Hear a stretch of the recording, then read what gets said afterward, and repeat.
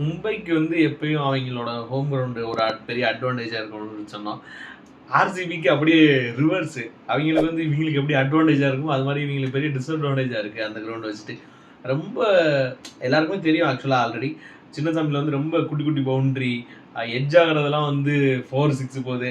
அன்னைக்கு லிவிங்ஸ்டன்லாம் வந்து சென்னையில் பயங்கரமாக போட்டான் ஆள். இன்னைக்கு லிவிங்ஸ்டன் பால்லாம் எடுபடவே இல்லை சின்னசாமியில்.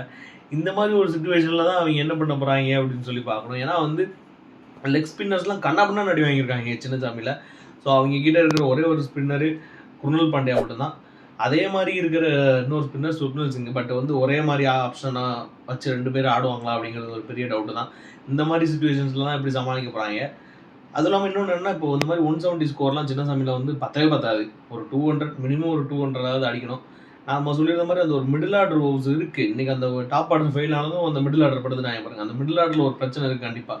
இதுவே இன்னும் சீக்கிரமே சுருள வேண்டிய ஸ்கோரு. ஒரு லிவிங்ஸ்டனுக்கு நிறையா கேட்ச் ட்ராப்பு, சால்ட்டுக்கு இனிஷியலாக ஒரு கேட்ச் ட்ராப்பு, அப்புறம் அந்த மாதிரி நிறையா இருந்ததுனால டிம் டேவிட் கூட ஒரு கேட்ச் ட்ராப்னு நினைக்கிறேன். இதெல்லாம் வந்து இன்னும் பிடிச்சிருந்தா இன்னும் கம்மியாக சுருண்டிருப்பாங்க ஆர்சிபி. ஸோ கண்டிப்பாக அந்த மிடில் ஆர்டரெல்லாம் கொஞ்சம் கரெக்ட் பண்ணி அடுத்தடுத்த மேட்ச்சில் ஆடினா தான் ஆர்சிபி தப்பிக்க முடியும். இல்லைனா 7 ஹோம் மேட்ச் இருக்குது. அந்த 7 ஹோம் மேட்ச்சை அடிச்சு தான் ஆகணும். 7 அட்லீஸ்ட் ஒரு 5 ஜெயிச்சா தான் அவங்க பிளே ஆஃப் வாய்ப்பை வந்து பிரகாசமாக எரிய வைக்க முடியும்.